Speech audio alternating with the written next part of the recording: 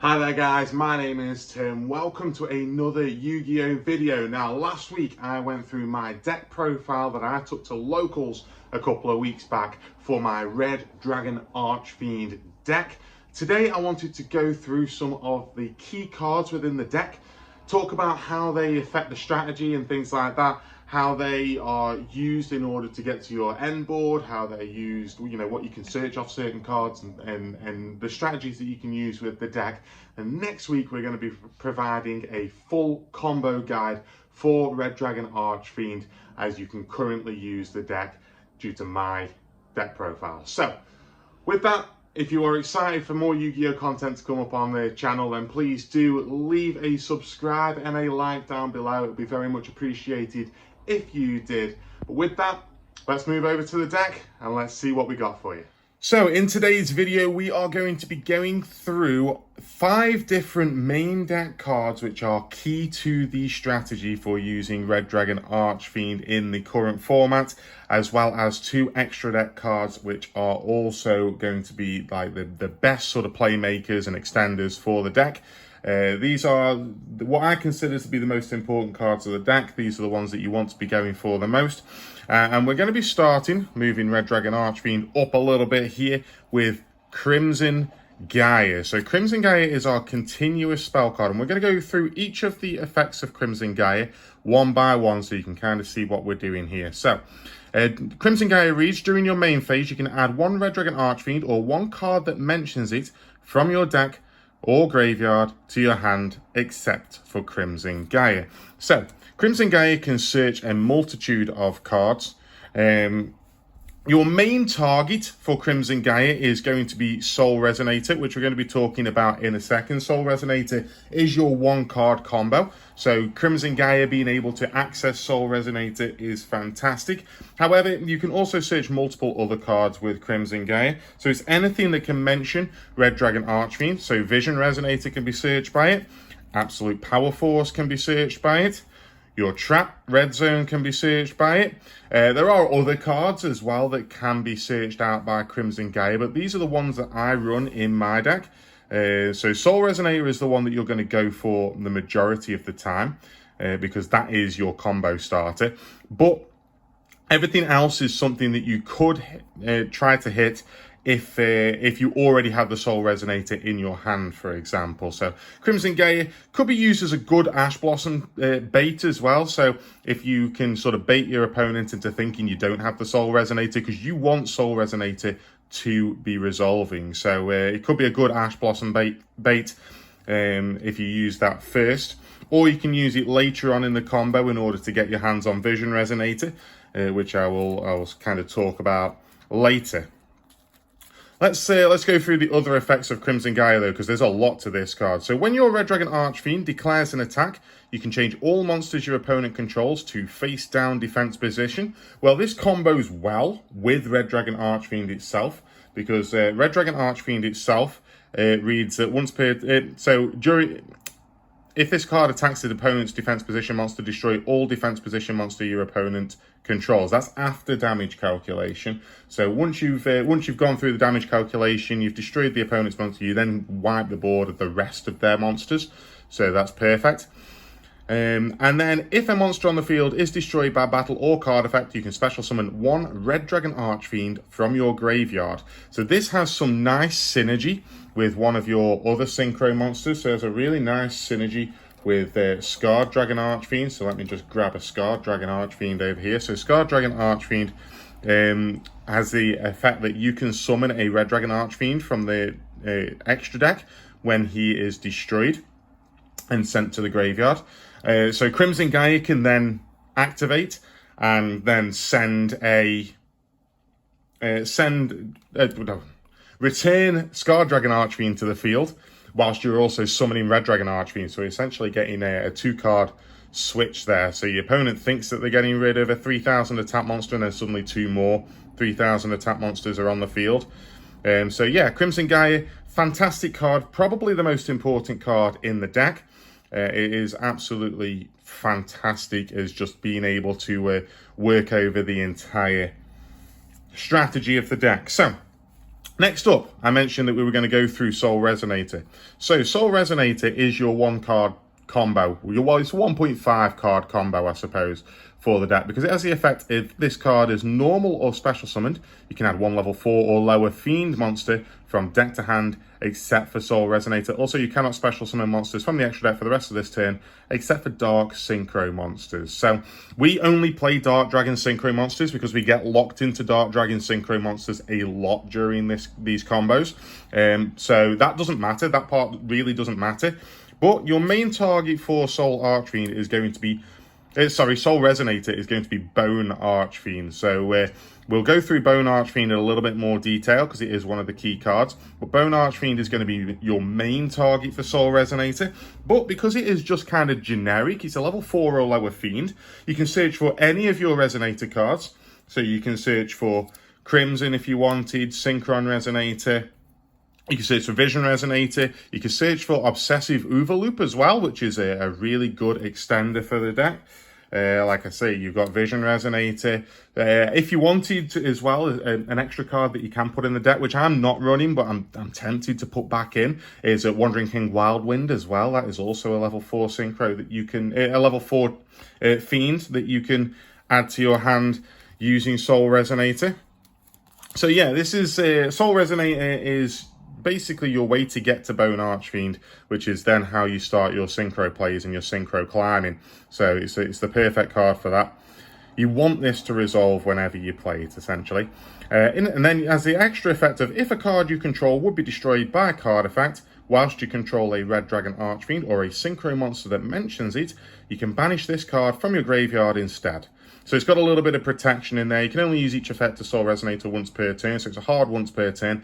But it's got a little bit of protection in there as well, which makes it absolutely perfect for just protecting your cards and making sure that your Red Dragon Archfiends, because you don't get a lot of negations with Red Dragon Archfiend, and the idea is that you're trying to make them stick around that little bit longer. So Soul Resonator is fantastic for that. So there's your second card for the strategy. Your third most important card is that Bone Archfiend, as I say. So this is what you're searching for off of Soul Resonator pretty much every time. Unless you already have Bone Archfiend in your hand or graveyard, you're searching for this card. So if this card is in your hand or graveyard, you can send one other card from your hand or field to the graveyard and special summon this card. So you don't want to be sending your Soul Resonator to the graveyard in order to use it. You want to send something else that's in your hand. If you draw Soul Resonator, you should have plenty of other cards in your hand to be able to send. But you can send a number of other things from your hand or field to the graveyard. And you want to end up in a position where you've only got Soul Resonator and Bone Archfiend on the field, but we'll go through that combo properly next week. It also has the effect of, so once you do that, you cannot special summon monsters from the extra deck for the rest of this turn, except for Dark Dragon Synchro monsters. Again, doesn't matter with this deck, everything is a Dark Dragon Synchro monster. And then it has the second effect of you can target one face-up monster you control that has a level, send one Fiend Tuner from your hand or deck to the graveyard, and if you do, increase or decrease that monster's level by 1. So you can essentially send another card from your deck to the graveyard in order to modulate Bone Archfiend or Soul Resonator's level. And essentially you want to get them so you add up to 6, because you're going to be wanting to summon from these Red Rising Dragon. So Bone Archfiend, incredible for the strategy. Most of the time as well, when you're doing the Bone Archfiend effect, you're going to be wanting to send the next card to the deck, which is Crimson Resonator. So Crimson Resonator is basically how you synchro climb with this deck.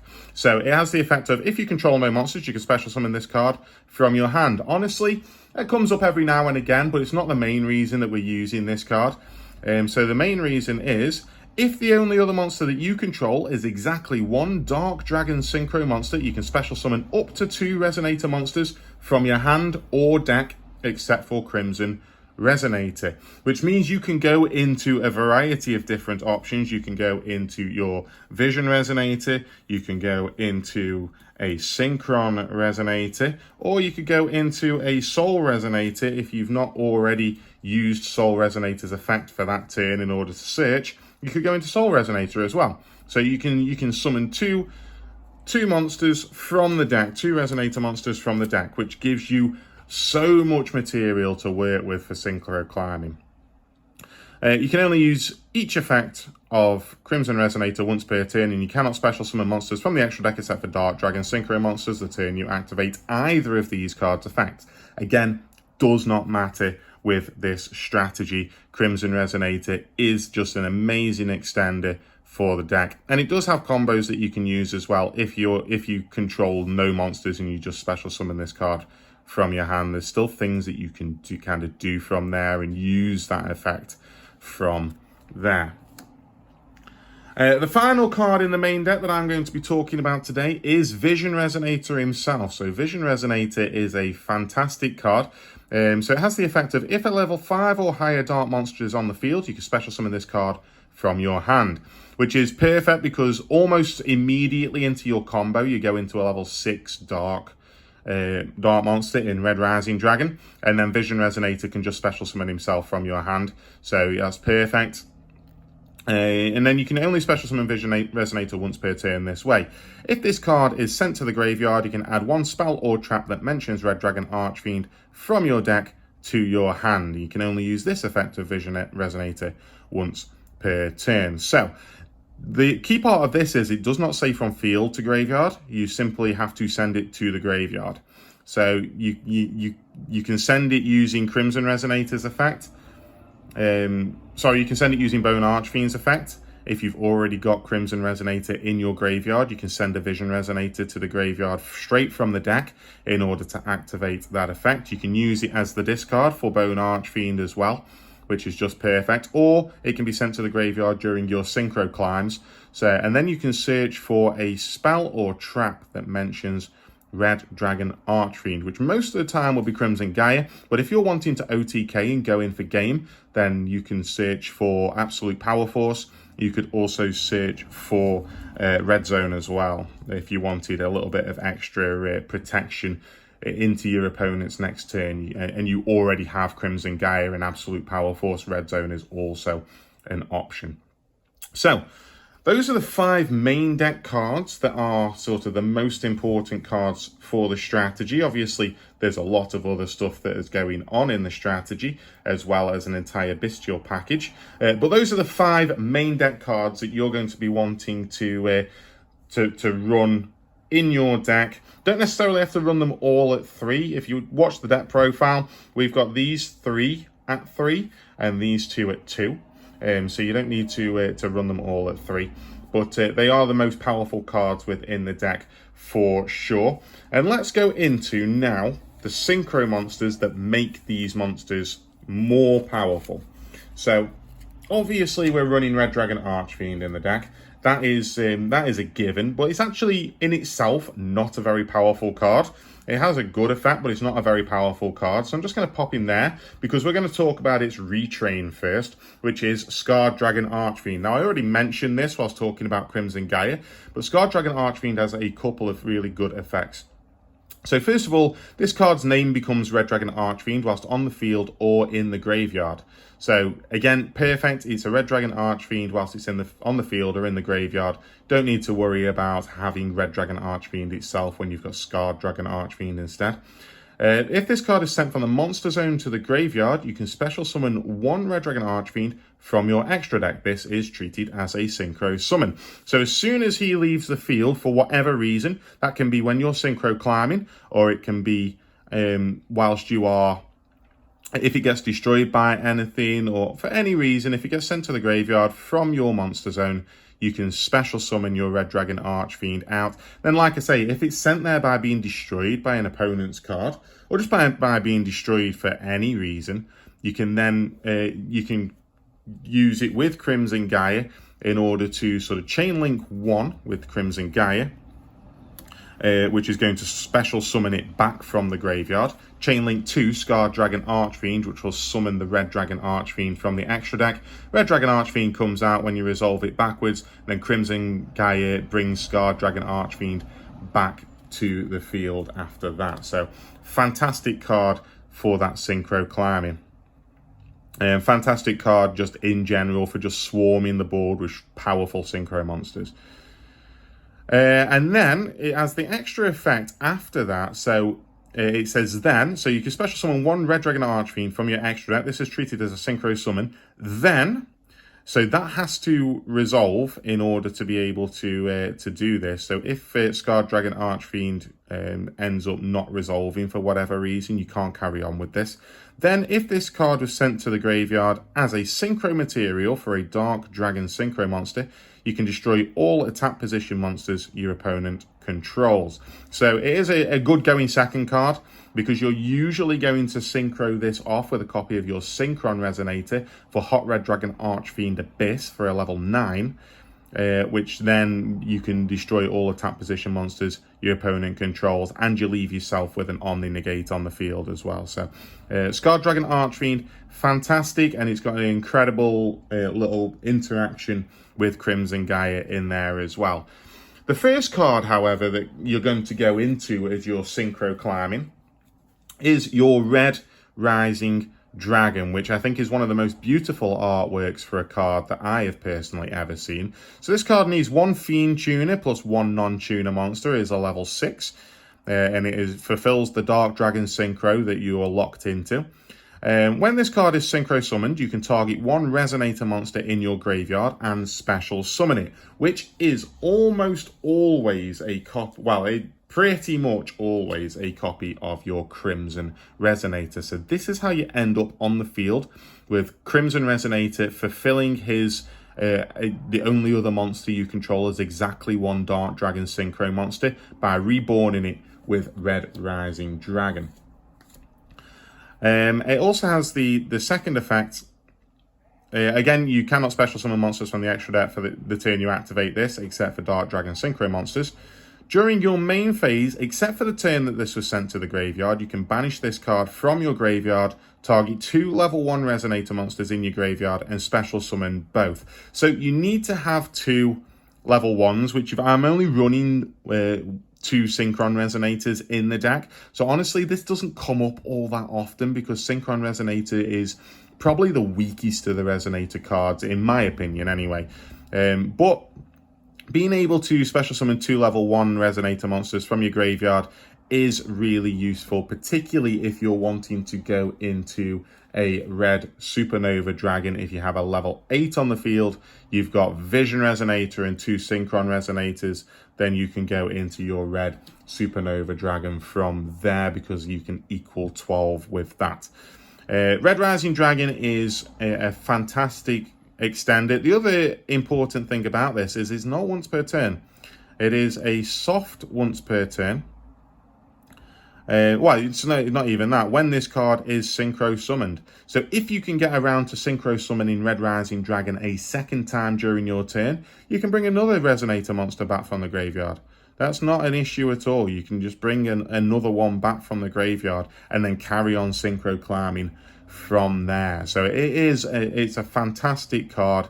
It's really key for the archetype to work, and I absolutely just love this deck so much. It's so good at just synchro climbing through things, and it is incredibly consistent as well. But there you have it. We have got ourselves basically 7 key cards in the strategy there. So 5 in the main deck and 2 extra deck monsters, plus a whole host of other things that you can do with this deck. It is a phenomenal deck to play. Might not be meta, but it is really good, and it did help me to a 3-1 at locals recently, and last time I took it to locals, it also got me 3-1. So yeah, really good deck to play, really fun to play as well, and yeah. I think we're going to leave it there. Next week, we will have a combo video for you where I run through the main combos that you're going to be doing with a couple of starting hands, so that you know exactly where you're going when you're playing this deck. It's a phenomenal deck to play, and it's really cheap as well, because the majority of it comes from the Crimson King structure deck, and the only really expensive card, obviously you've got all of your staples, but the only really expensive card is Bastille Disparate.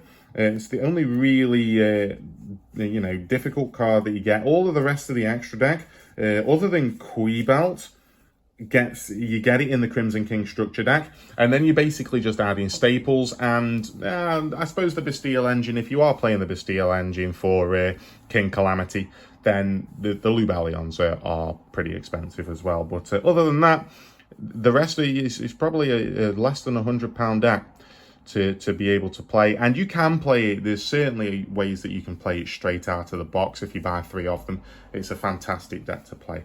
So with that, thank you very much for watching, everybody. If you have enjoyed, then please do subscribe down below and leave a like, comment about this deck and whether you've been running it. And yeah, I'll see you next week for some combo guides. Thank you very much. See you next time.